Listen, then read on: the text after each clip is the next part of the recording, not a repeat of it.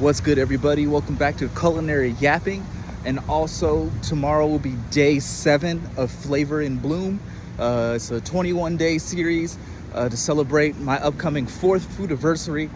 I started cooking around June 21st, 2021.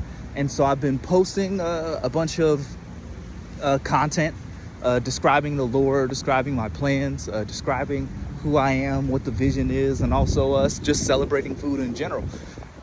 And celebrating the food that's been cooked over the last several years. But anyway, let's get to the meat and potatoes of why we're here today.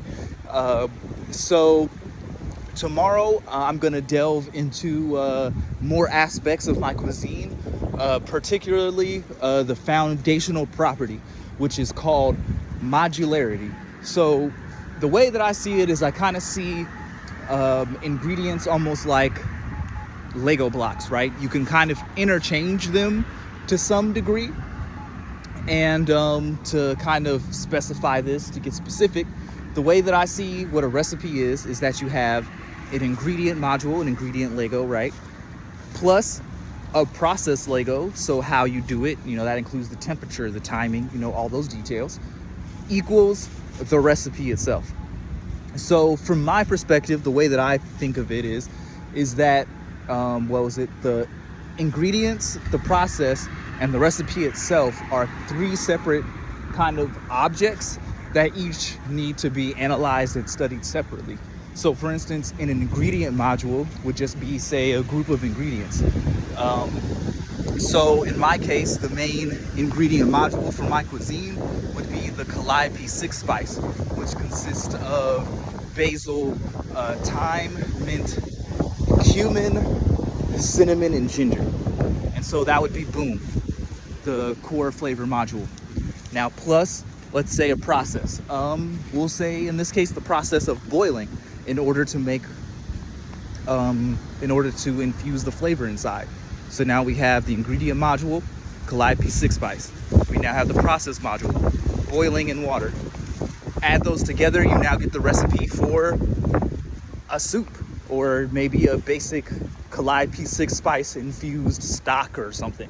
And it's just, and based on those basic rules of modularity, that's how I think about the ingredients and the processes when I'm making my own recipes from scratch. So what I like to do is I like to research, say, the ingredients, go deep into their properties. I then research the process itself. What's the most efficient way? Are there any variations that create different textures, different kind of outcomes that are delicious, but not necessarily considered the most optimum, but can still get you a cool effect on the food that aids in in the culinary experience, right? So let's summarize. Let's wrap up this yap because I'm almost home. So basically, Wisteria style cuisine is a modular cuisine. Essentially what that means is that I create recipes almost like Legos.